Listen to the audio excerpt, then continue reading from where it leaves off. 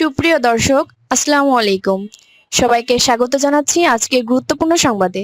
প্রথমেই জানিয়ে দিচ্ছি সংবাদ শিরোনাম, পরে বিস্তারিত। আওয়ামী লীগকে ছাড়া কোনো নির্বাচন হবে না, সেনাপ্রধান। এদিকে শাপলা গণহত্যায় শহীদদের ভাতা দাবি মামুনুল হকের। শুনছিলেন সংবাদ শিরোনাম, এখন সংবাদের বিস্তারিত।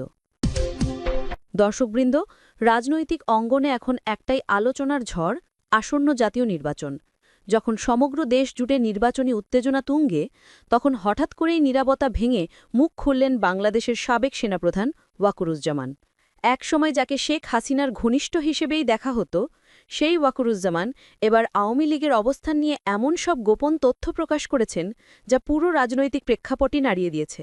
আজকের এই প্রতিবেদনে আমরা বিশদভাবে জানব তার বক্তব্য, প্রতিক্রিয়া এবং এই বক্তব্যে যে সুনামি বইছে রাজনীতির মাঠে, তারই পূর্ণচিত্র। এরকম গুরুত্বপূর্ণ রাজনৈতিক খবর পেতে নিয়মিত থাকুন আমাদের সঙ্গেই এবং এখনই চ্যানেলটি সাবস্ক্রাইব করুন, বেল আইকনটি অন করে দিন, যাতে কোনো বড় আপডেট মিস না হয়।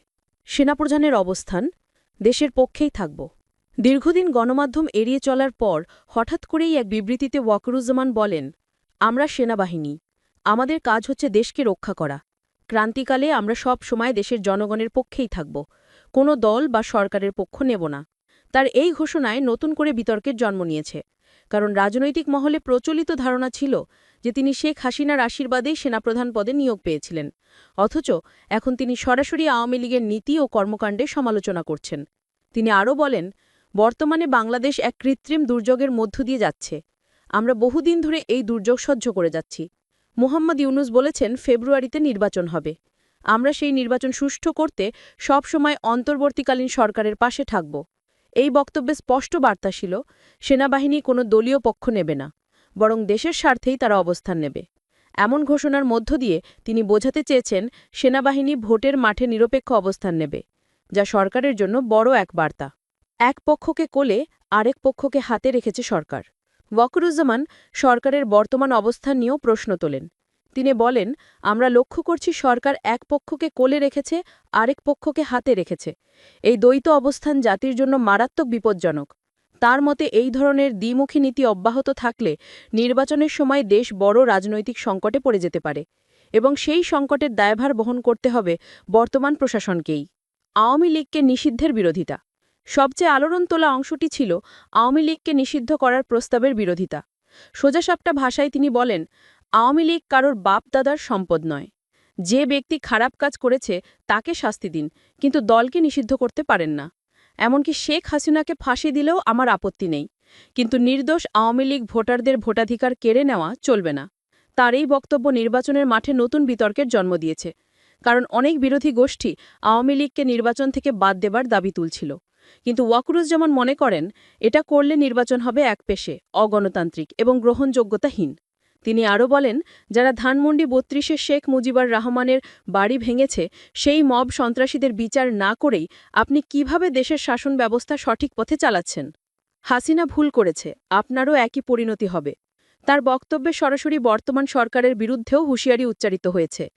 তিনি বলেন, শেখ হাসিনা যে ভুল করেছে তার সাজা সে পাচ্ছে। আপনিও একই পথে হাঁটছেন।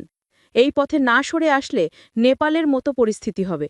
হাসিনা পালানোর সুযোগ পেয়েছিল, নেপালের প্রধানমন্ত্রী সেই সুযোগ পাননি। আপনারও সেই অবস্থা হতে পারে। রাজনৈতিক বিশ্লেষকরা বলছেন, এটি সরকারের জন্য বড় এক সতর্কবার্তা। নির্বাচনের আগে সাবেক সেনাপ্রধানের এই ধরনের কঠোর মন্তব্য ক্ষমতাসীনদের জন্য চাপের কারণ হতে পারে।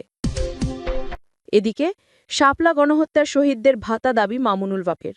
ঢাকার মোহাম্মদপুরের হলিউম্মা মিলনায়নে সম্প্রতি এক স্মরণ সভায় মৌলানা মামুনুল হক শাপলা চত্বরের ঘটনায় নিহতদের পরিবারকে সরকারি ভাতা প্রদানের দাবি জানিয়েছেন। তিনি বর্তমানে শাপলা স্মৃতি সংসদের চেয়ারম্যান এবং বাংলাদেশ খেলাফত মজলিসের আমির হিসেবে দায়িত্বরত। অনুষ্ঠানে তিনি বলেন, যেভাবে ১৯৭১-এর মুক্তিযুদ্ধে শহীদদের পরিবারকে সরকারিভাবে ভাতা দেওয়া হয়, ঠিক তেমনি ২০১৩ সালে শাপলা গণহত্যায় নিহত শহীদদের পরিবারের জন্য নিয়মিত ভাতা চালু করতে হবে। মামুনুল হক আরও জানান, ইতোমধ্যে শাপলা শহীদ গার্ডিয়ানস ফোরাম নামে একটি নতুন সংগঠন গঠিত হয়েছে, যা এই সব শহীদ পরিবারের পাশে দাঁড়াবে এবং তাদের জন্য নিয়মিত মাসিক সহায়তার ব্যবস্থা করবে। তার দাবি, সরকারের অবহেলার কারণে এতদিন এই পরিবারগুলি উপযুক্ত সহযোগিতা পায়নি। অথচ তারা নিজেদের সন্তান স্বজন হারিয়ে চরম মানবেতর জীবনযাপন করছেন। অনুষ্ঠানে উপস্থিত ছিলেন মৌলানা আতাউল্লাহ আমিন, মৌলানা আবুল হাসান জালালি, মৌলানা ইলিয়াস হামিদি, মৌলানা সালাহুদ্দিন মাসুদ এবং মৌলানা আরিফুর রহমান সহ বেশ কয়েকজন ইসলামী নেতৃবৃন্দ।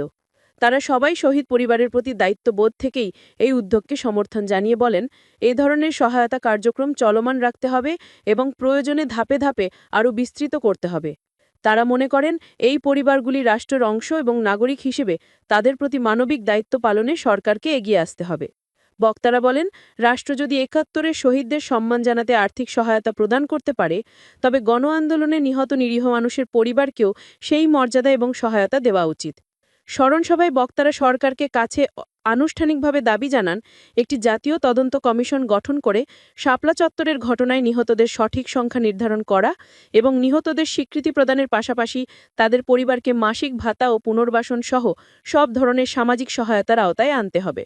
অনুষ্ঠানটি মূলত ছিল শাপলা চত্বরের ঘটনার স্মৃতি রক্ষার উদ্দেশ্যে আয়োজিত বার্ষিক সভা।